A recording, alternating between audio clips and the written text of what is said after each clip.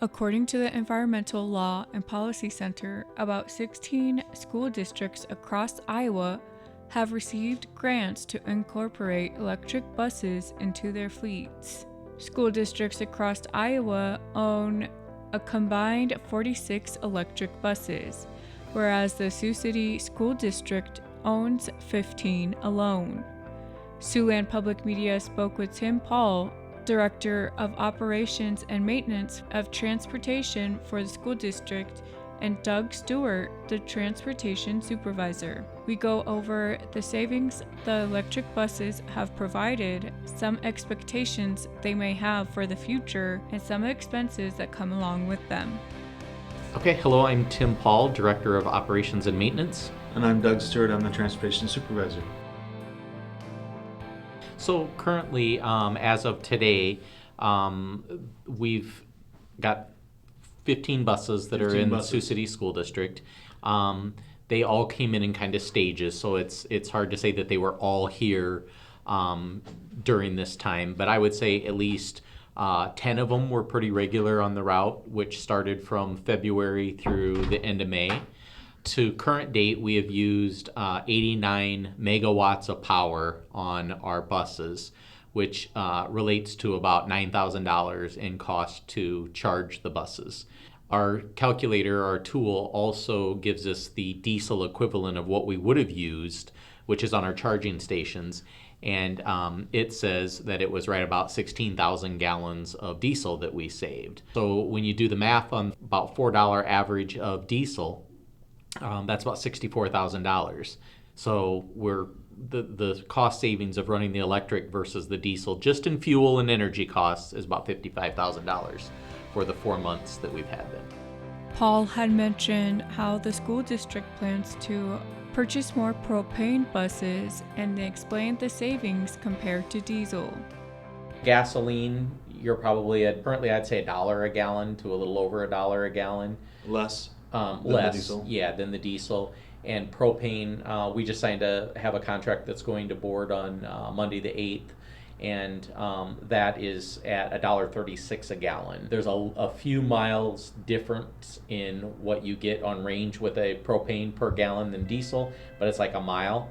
So we're expecting to see some pretty decent savings with the propane as well. In January 2024, the school district received about a $6 million grant from the Environmental Protection Agency to purchase the 15 electric buses. Other school districts, including Akron Westfield and West Sioux, also received grants to help purchase electric buses. According to the EPA, Akron Westfield received $400,000 to buy 2 buses. It also says West Sioux received $790,000 to help purchase their 2 buses. And now we hear Stewart explain the maintenance costs of the buses, and Paul explain how they impact the budget. It's hard to calculate because all the buses that we have are brand new, so they're under warranty. So we actually don't have any costs at all because any repairs that are being made are done under warranty.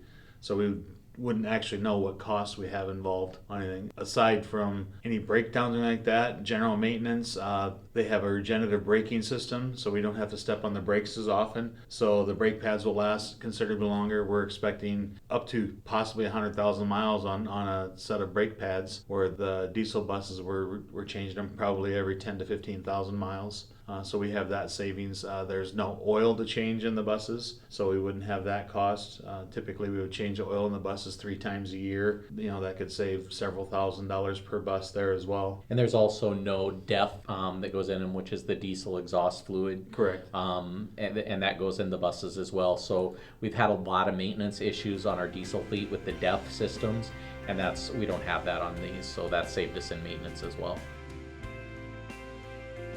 We currently just had this discussion this morning of the amount of savings that we have had. Had we had to purchase those 16,000 gallons of diesel like we talked about earlier, at that cost, it would have put us over budget. Doug can tell the numbers better than I can.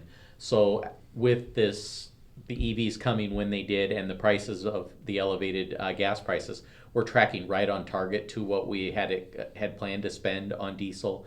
Whereas if we wouldn't have had them, we'd have been over budget. And I don't know if you know those numbers off the top of your head. But I'd be about $70,000 over budget.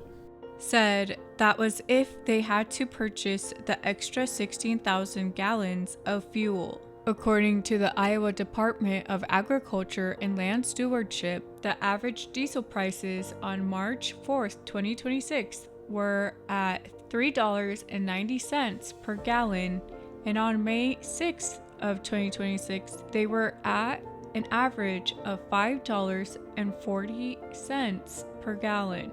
According to Curlin Bus Sales and Leasing, the average cost of fuel for diesel buses averaged between $5,200 to $7,500 per school year. Now we listen to Stuart explain what the buses are like during the wintertime and what expectations they have for the buses next winter.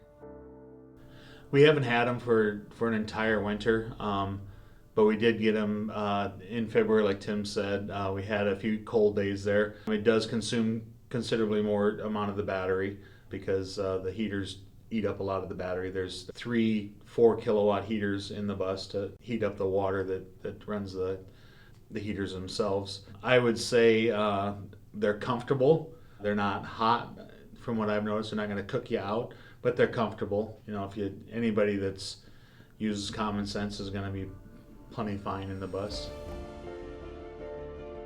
The only expectation I would say is that we're definitely going to make sure we charge them in between routes, just because we know that the batteries or the heaters themselves use up more battery, so it'll be imperative that we charge them. But other than that, I don't have any issues with them. We're told, and I'm assuming because of the weight distribution, that they're going to handle and get around much better in the snowy conditions. But other than that, we shouldn't see any difference than a diesel bus. They are much easier to start, which is nicer for our mechanics and our drivers. You don't have to heat them up or warm them up in order to get them started because they're electric. It's just turn the key and they're on. And I think to build on that, a lot of times in the winter, especially on those really cold days, the diesel buses are not warm inside anyway. They're, the temperature really affects them. They're a, metal object going down the road that attracts the cold air. But one thing that could be a savings is on days when we are going to have school and it's below zero or even cold, we'll go out and start our diesel fleet and let them run for an extended period of time just to assure that they'll start, and we're using fuel and all that to let them sit and warm up, where these don't require that. And so we're looking for a savings there as well. According to the Electric School Bus Initiative, the average electric bus battery lasts about 12 to 15 years. That's 100 to 300 miles per charge. It also says that batteries degrade 1.5 to 2% per year, adding that most buses that retire are due to structural reasons before the battery ever needs to be replaced. We have 48 routes that we run with the yellow buses, and we contract out 7 other routes, on city buses for a total of 55 routes that are out there running. To go to your other questions about the routes themselves, we kind of break them up in blocks of time, morning route and afternoon route. They run anywhere from 25 miles to 40 miles for a half day, with the middle of the day off, and then again in the afternoon. So it gives us an opportunity to recharge the batteries in the middle of the day to go back out on the route.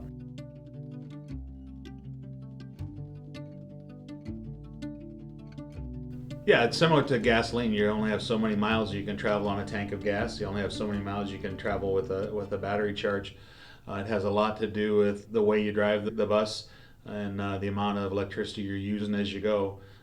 As I mentioned, the more things you run, like your heaters, consume a lot of the battery. That'll lower your range. We haven't had a point yet where a bus hasn't been able to make it through an entire day on a charge, but we still charge them midday just to make sure that they're always topped off. Typically on a nice spring day that it's 70 degrees outside, you're going to use about 30% of the battery is all for the day. If you're talking in the wintertime where you're running the heaters all the time, you're probably looking at 70 to 75% of the battery that you'll use. So they should be capable of running all day with our normal routes that we have, especially with the regenerative braking that helps charge them back up. So we haven't had the concern yet where we think we're going to run out of power or anything with them, because they're always charged in the morning when they come in. We just do it as a precaution. They're here in the afternoon, charge them up. That way we're ready to go for whatever we need. According to the school district, about 3,500 to 3,800 students use the bus system during the school year. The district operates a fleet of about 70 buses across 48 routes, including the electric buses. For most of the students, the ride time or the riding distance is considerable. I mean, anything over 2 miles an hour is considered a free ride on a bus. And 2 miles is quite a ways to walk. So there's a lot of students that couldn't make it to school if they didn't have the bus transportation. It's 2 miles for high school. It's 3 miles, 3 miles for high school and 2 miles for middle school and elementary school. Of our 3,500 students, all but just a handful are actually free ride. So they live outside of those travel zones. We're obligated by state law for anything in those mile ranges to provide transportation.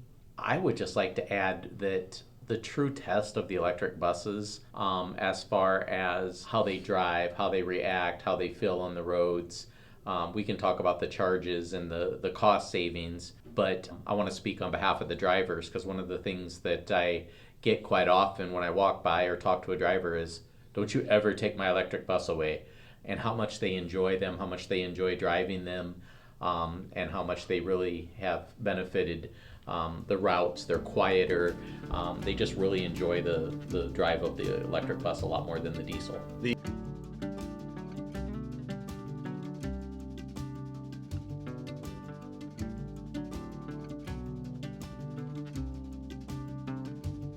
As gas prices continue to rise, the electric buses will continue to help the school district with saving costs on fuel. The school district plans to continue diversifying its transportation system and has done so over the past few years. I spoke with Tim Paul, Director of Maintenance and Operations, and Doug Stewart, the Transportation Supervisor.